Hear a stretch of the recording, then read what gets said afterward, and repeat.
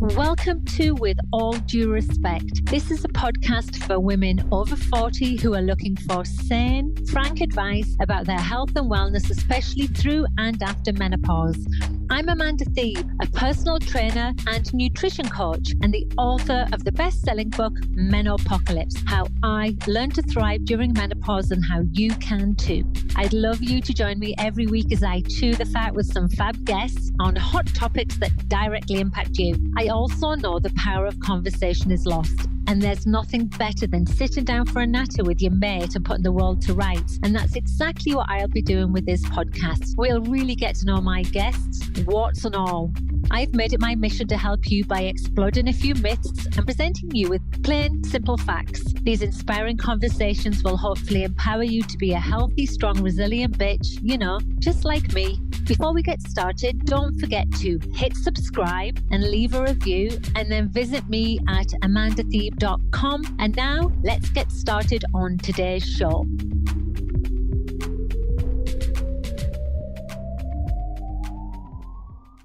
Hi, everyone. Welcome back to With All Due Respect. Hi, I'm Amanda Thebe. I am speaking to Abby Langer today, who is a registered dietitian here in Toronto with me. Abby has been doing this for decades. She's one of the voices of reason in the dietary industry, and it makes me so happy every time she puts out an article because it's always just so frank and forthright, but just busting a whole load of myths along the way. And that's what her game is. She wants to give really valid advice about nutrition to women, particularly, and especially through midlife. And she wants women to learn how to respect their body and to nourish their body without falling for diet fads. And in fact, debunking diet fads and nutrition myths is where Abby goes with her work, and it's so refreshing. I know you impact so many women's lives. And the other thing, before I get Abby to jump on, is that we've become firm friends. Abby lives down the road from me, which is really convenient. And we might also talk about Abby's love for Def Leppard. I love Def Leppard. That's all I have to say. I mean, come on. Abby's got this picture of her with the band backstage, and she's going to put it in her newly renovated house in the toilet, I believe, right? Yeah, in the powder room. Yeah. Like, why Def Leppard out of all of the bands? Like, I get John Bon Jovi. First of all, I love the way they sound. They have such great harmony, and just like their music is so melodic. I just love it. And I've loved them since high school. And you know what? And they're all so cute, and I just love them. They're the best. And when you had your baby, when you were in labor? Yes. I knew I was having a C-section. So I made a playlist, and I knew because she was my second C-section, I knew how long it would be until they actually brought her out. And so I put a Def Leppard song at that point in the playlist, and my daughter Isabel was born to Armageddon It by Def Leppard. I love it. Yay. Oh my God. So this says a lot about Abby. And so you can even make of that what you will. Okay, Abby, let's do this, right? So we became associated and started having Twitter conversations, and we read each other's books, and we found a great alignment with our messages, right? I love how irreverent and frank and no nonsense you are.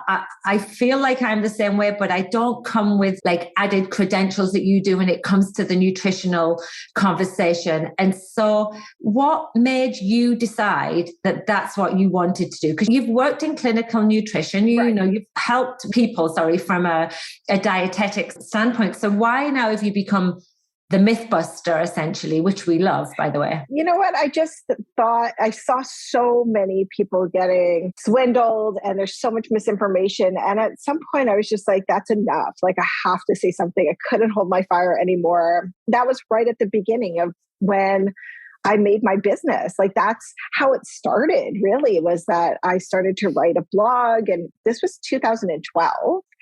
And my dad was a surgeon. So I come with that personality already intact, where I give zero fucks. This is how it is, right? And in some ways that can be bad. But in this way, it's good because I say what everybody else is thinking, or most people, that is. And that's how it started. And I found that like, I had a lot to say and I had expertise to throw behind it. And only I could say what I needed to say in that way. Right. That's actually the reason why people respect you as well, because you don't just go in there ranting, even though I know deep down you just want to scream and go, for fuck's sake, I'm tired of this. I do. But it's just that as well as that, you'll go, and then here's why, and here's the data, and here's my expert opinion on it. So it always comes from a solid evidence-based background. But you must find that you walk a fine line sometimes, because you must get nervous when you call out some of these big names like Mark Hyman. I would be like, I can't stand the guy, but I know that when you write about him, is part of you a little bit nervous about how he might react to it? Yeah, absolutely. Like some of it's not fun. Like I don't want to have to call these people out. I do call them out. I've been accused of like doing it just for drama and to get followers, but that's not the case. Like I don't like having that low level of anxiety that I get. I do definitely get anxious when I call somebody out, because you never know how they're going to react. And, I've gotten cease and desist letter and, from someone, and do you remember? Yes, I do. I'm not, name name any names. Yeah.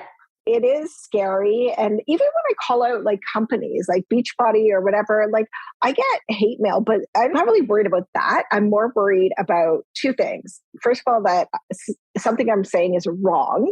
I'm always worried about that I've gotten the facts wrong. And I've had to correct myself several times, which is fine. And I go in and I do it, and that's fine. But I'm also worried about that the company is going to take legal action against me. I do have a defamation lawyer on my staff, so I pass things through her. It just reminded me that I hadn't paid her yet for my last installment. My God. But it's worth it, right? Because she protects me. And, we benefit from this expertise as well. And I've just found that I often reference your articles to people when they're just not sure of something. And so let's just then move this conversation into what we're seeing as the new brands, the new targeted market. And it's us, isn't it? It's these midlife women in menopause. And we know this is a massive industry. It's $1 billion industry. And so potentially, I always say the same thing over and over again, but potentially they see us and they see our insecurities and our vulnerability. And also they see the fact that potentially we might have a little bit more money than we did when we were in our 20s. And I really struggle with how these companies can promote these products that definitely don't have the evidence or the scientific backing behind them, and how they sleep at night. I don't know. I have the same question. So and they'll say, if you ask them, they'll be like, well, this is the evidence, but they will show you evidence like a study that's done on animals or done in a lab dish on cells. And to the layperson, that's a study. These companies know that if they say, okay, well, we have research and here it is, the layperson doesn't know how to interpret that research. They don't know if that research is legitimate or that it's credible or accurate or any of that. And so they end up saying, oh, well, that's research. It must be good. But, so I'm the one who goes in there and actually says, okay, where are these studies? I want to look at them. Don't just send me the abstract, send me the whole thing. And I want to see the methodology and all of that. And more often than not, 9.5 times out of 10, the study doesn't even prove any. But just because something happened when you gave 10 times the dose of whatever you're selling to a rabbit or a mouse doesn't mean that it's going to have the same effect in humans. And so it's very frustrating. And some of the red flags that I see are things where we see what seem to be credible professionals like doctors using words and lingo that sounds valid, and it's hard to argue with if you don't have the education behind it, like the lay person, the general public. Yeah. So that's one of the red flags I see all the time with cherry-picked data.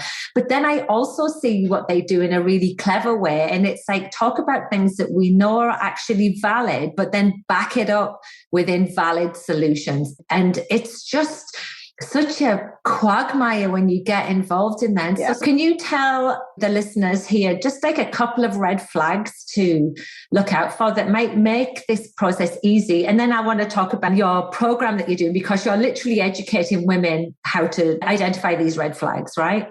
Yes. So, I mean, first off, the red flags, anyone who is promising a cure for a condition or disease that is incurable. Number one, like nobody's going to cure your PCOS. Nobody's going to cure your ADHD, all of that stuff. Like those things are not curable. And cancer. They even go down the cancer route. Oh, yeah. That's like, don't even get me started. Like that makes me so angry. And, like if modern science hasn't figured it out, some MLM quack doctor certainly hasn't either. So beware of that. Beware of any kind of health professional, and especially doctors who sell their own line of supplements. Like, no, do not go there. Don't go there, because often they try to sell you on a condition that you didn't know you have or had, and then they sell you the solution, right? And that's like the wellness industry in a nutshell, right? That's what they do. And so beware of anyone who makes huge promises about weight loss. Like, listen, some company might be talking about thermogenic probiotics, but I can assure you that the science isn't there yet. And so like, if they're saying, well, you just have to take this pill and it melts your meno belly, which I just want to punch the wall when I hear that. It's just so disrespectful. Then obviously, like if it worked, nobody would have extra fat around their gut, but it doesn't work. And that's the litmus test. If it worked, first of all, it'd be regulated. Well, we wouldn't have a problem, would we? No, we wouldn't have a problem. The diet industry would cease to exist. But because these things don't work, of course, the diet industry is just trying to sell you on something else, something nice and shiny that is going to end up in the trash in a couple of months because it's total bullshit. Yeah, it completely is. We'll actually go back to your course a little bit further along the line because sure. I won't forget about that. But I do sort of like, so you're in perimenopause now, I believe, or maybe no, I'm actually full menopause. Yay! Welcome to the club, darling. Thank you. Is that a Def Leppard sign for those watching on YouTube? All right. This is like the bullhorns, isn't it?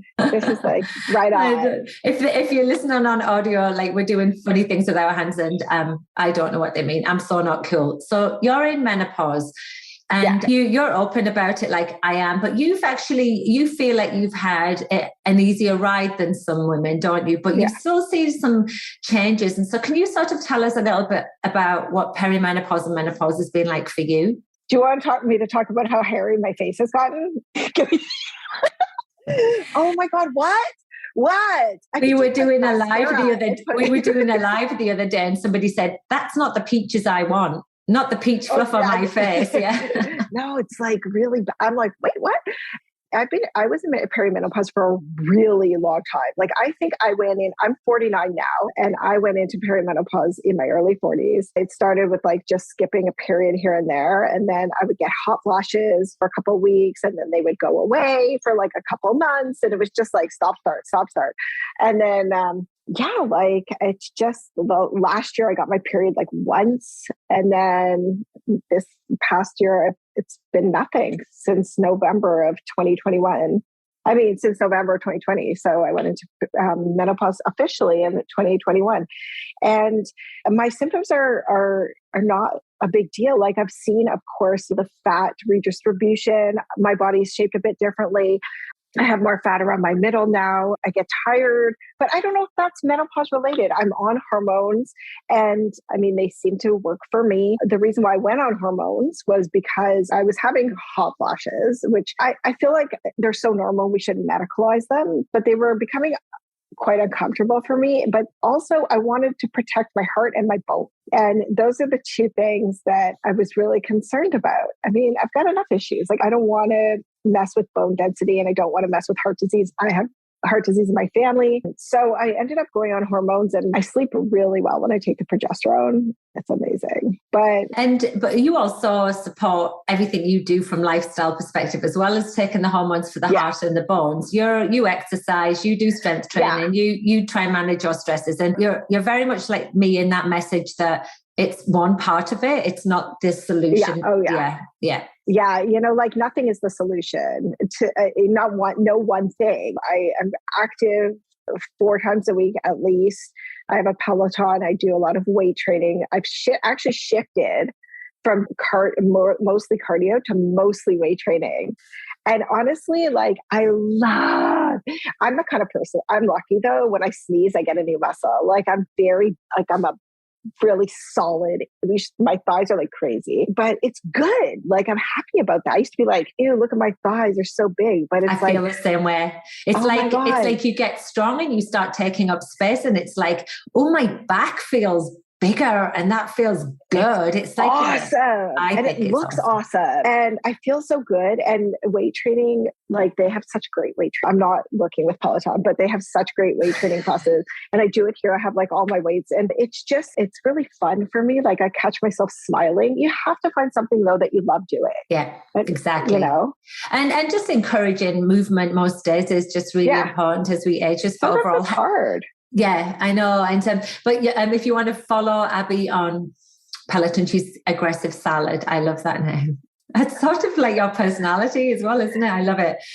Okay, listen. So both you and I talk about fat redistribution. I have found the same thing myself, and it's a bit of a shock. But once you understand that that's what happens, that's actually part of the change through menopause. Is fat starts to lay in a different part of the body. It makes it a little bit easier to accept, right? But here's the thing, right? So I want to talk to you about how we navigate losing weight in menopause. You're very clear in your message about calling out the diet industry, about the toxic message that's out there, but it should also be valid for a woman to want to lose weight without feeling guilty about it, because we've got actually 2 extremes. I mean, sometimes the extreme about undieting or like health at every size movement is it's almost rejecting weight loss, but everyone should be allowed to choose. And so can you talk us through what you think is like a really sane approach to this, so that women feel like they have body acceptance, they really appreciate what their body's gone through and they like where they are, but they can also choose to lose weight if that support what they want on their health goals. Can you talk about that? Sure. So first of all, people sometimes call me an anti-diet dietitian. I don't align with that really. I align more with just the middle, the gray area. I do believe that it's okay to want to lose weight and that not all intentional weight loss is bad. But the first thing that I tell women is take a look at your relationship with food and your body, first of all.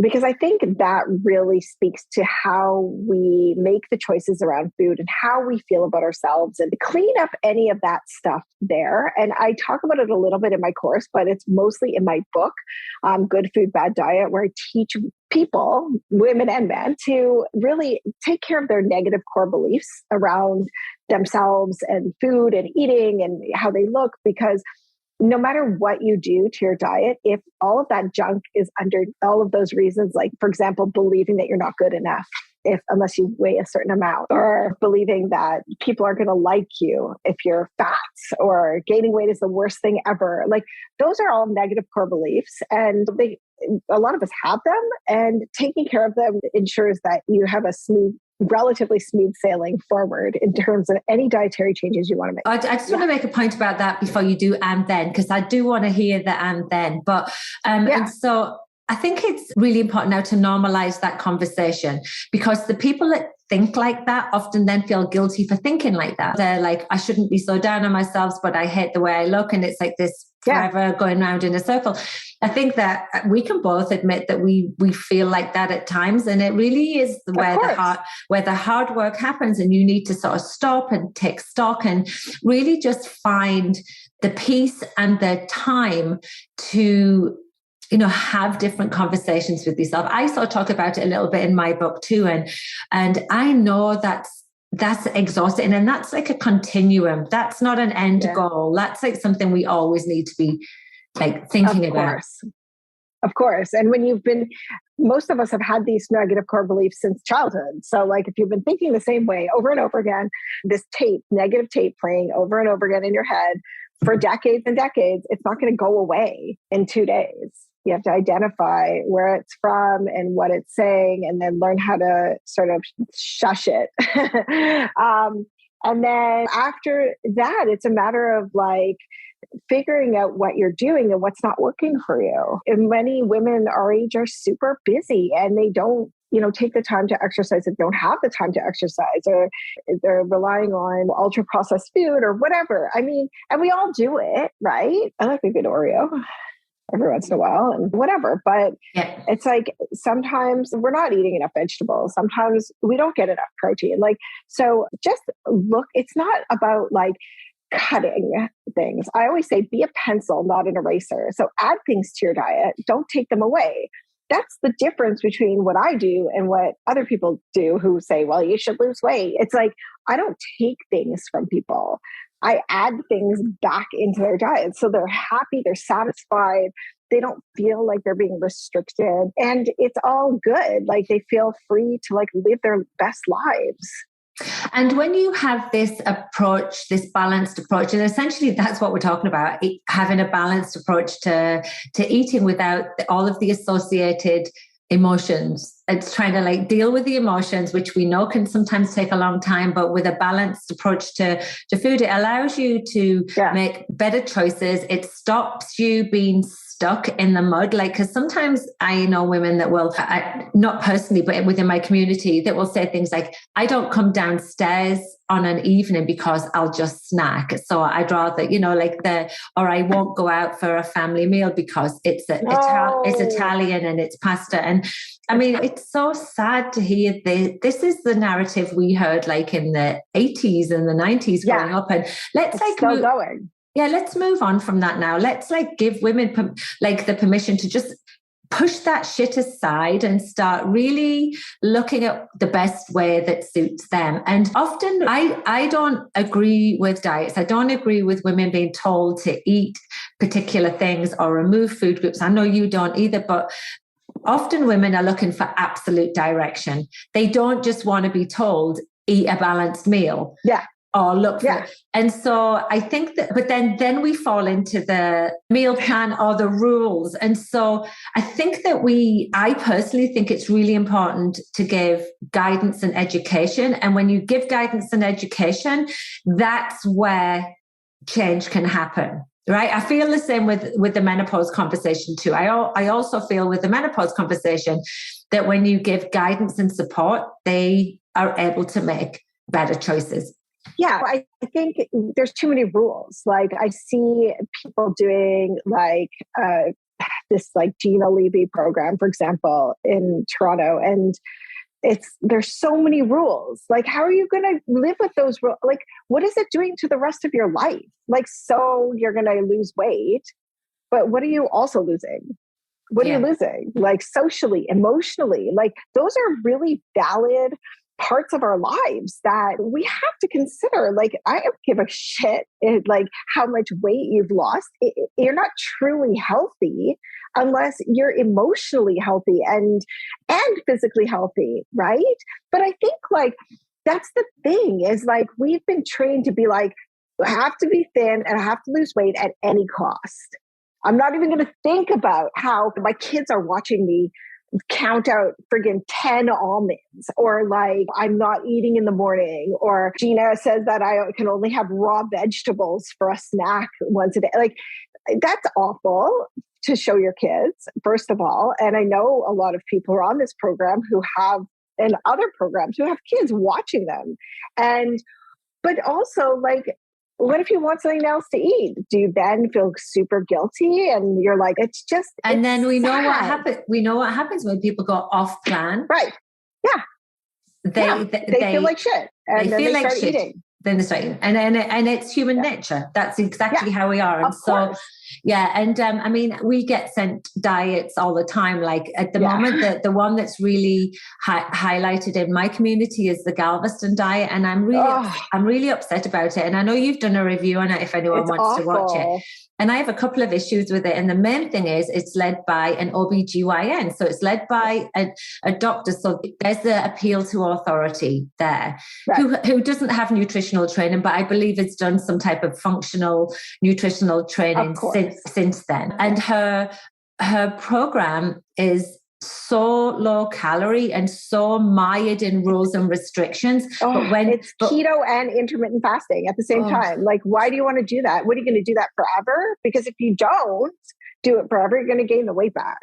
And then in the meantime, her messages that she puts out there are all about supporting other women and I'm here for you. And it's just like, I find it just so disingenuous. And I just am like, someone's spending all of this money and they're not learning a thing. And that's always my comeback is when you do something and you don't learn from it, then you've just wasted your money. And so this is why I really love your approach, because the whole idea is that you're trying to say to people, this is how your body processes food. These are the nutrients your body needs. These are the type of relationships you can have with food that are like healthy, that don't make you feel guilty about like eating when you're hungry. Like you don't have to feel guilty about that. That's a normal human behavior, is to eat when you feel hungry. And yet we're made to feel guilty about it.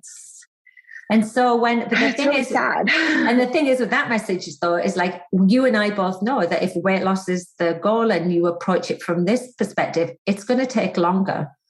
Right. And it's going to take longer because we're learning lessons along the way and we're actually practicing habits and we're practicing new behaviors that are going to support like overall health and weight loss, if that's the goal long term. And that almost doesn't seem as appealing to someone who's desperate and vulnerable, who's getting promised they can drop 20 pounds in a month, right? And they might drop a lot of weight on one of those other programs, but are they going to keep it up? Like, who cares? And it's not only you're wasting time and money, you're further damaging your relationship with food and your body. So and you're confusing yourself more with all these rules, because I've had so many women are like, well, I'm doing keto, but then I'm just trying to get some of these beach body. And it's like, they're taking all these rules they're pulling rules from all the different diets they've done. And it's like this clusterfuck in their head. And they're just like, I don't know what to do anymore. I'm so confused. And that's awful. And we both know that there isn't a diet that is specific for menopause. Right. There isn't, right? No, and so that when you see someone selling a menopause diet, you know that they've pulled that out of their arse, essentially. There's definitely some things we need to focus on, like eating more plants and looking at our protein sources and potentially, as you say, not having too many of the fun carbs, but not restricting them at all, just being a bit more mindful. And it's the mindfulness over mindless eating, essentially, that we're trying to promote. And it's like I say, sometimes that's a hard buy-in for a lot of women. Talk about your course, because if anyone's listening and they're interested in having like a better relationship with food and stuff, I love the group. It's great because I'm seeing women saying, oh my God, I saw this in my ads, this is a red flag. And you're actually educating women how to identify. Right? Yeah, that's part of the course too. So I came up with a course called Eating After 40. And is it eating? I always forget if it's eating over 40 or eating. Don't worry, 40. we'll link to it in the show notes. I have menopause brain. Yeah. Keep it real, anyways, it's for women who are over 40. And it is basically how our bodies change and what we can expect and how to properly nourish yourself emotionally and physically. It talks about supplements, exercise, red flags, daily challenges. It's 5 modules. And it also includes a workbook and a recipe book and membership in a private Facebook group that is moderated by myself and by my assistant. And it's awesome. It's so fun. And it's really enlightening, I think, for women, because it's not like, here's your meal plan and drink your water and here's 10 almonds. And it's like, no, this is what you need to do. And maybe you need to readjust your expectations too. Around exactly it. Yeah. It's almost like those other type of diets out there are trying to get us to fight the change that we're going through. And we're saying exactly the opposite. Embrace the change, accept the change, work with it, and try and find the best method for you based on that. And I don't know why we can't. We're so resistant to this happening. I know. It's like you're so need to control it. God, I'm not going to go through menopause and not fit into my jeans. And one of the things I say in one of the first modules is I upsized my jeans like last year and I feel amazing.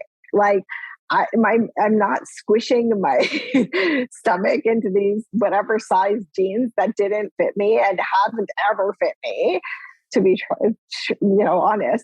And it's just like, what are we doing here? Like, to what end are we fighting all of this? Because it's going to take away so much from your life. Yes, it's totally fine to want to lose weight, but let's look at our expectations and see where maybe they might be a bit unrealistic.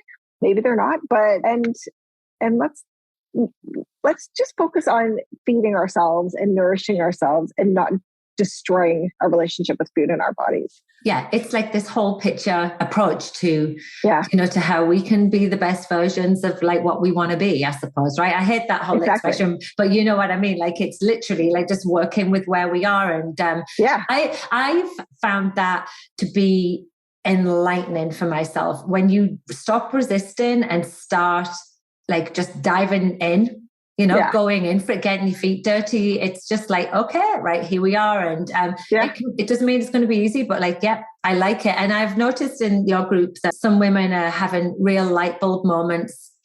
They're like, I'm stuck on module 2 and I can't get past it because I've realized I need to spend a lot of time here.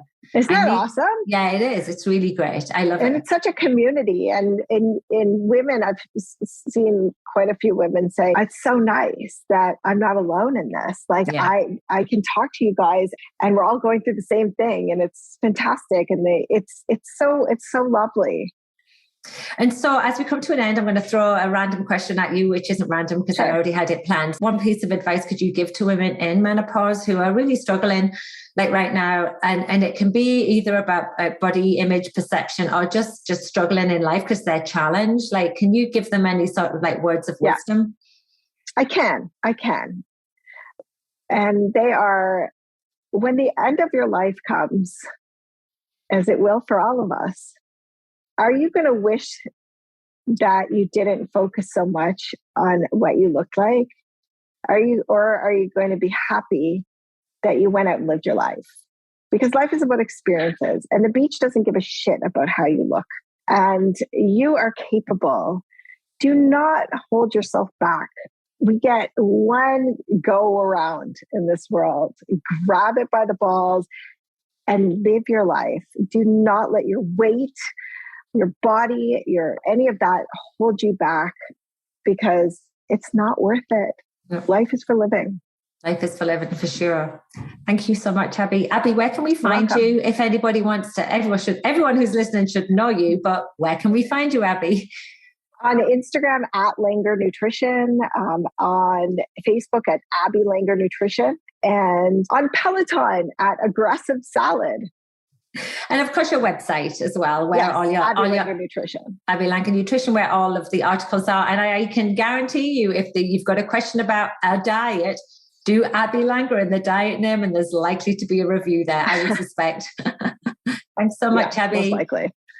You're welcome. And thank you, everyone, for joining this week. See you next time. Bye. Take care. Thank you so much for listening to the show. If you like what you hear, then why not subscribe to this podcast and leave me a review? You see, when you do this, it helps to raise the profile of my show and attract new listeners. And it also allows me to continue to deliver valuable content with great guests. And in return for you doing that, I will send you my 12-week core-focused program called Abs on Fire as a thank you. Simply drop me an email at amanda@amandasteve.com and I'll wing that your way. Bye.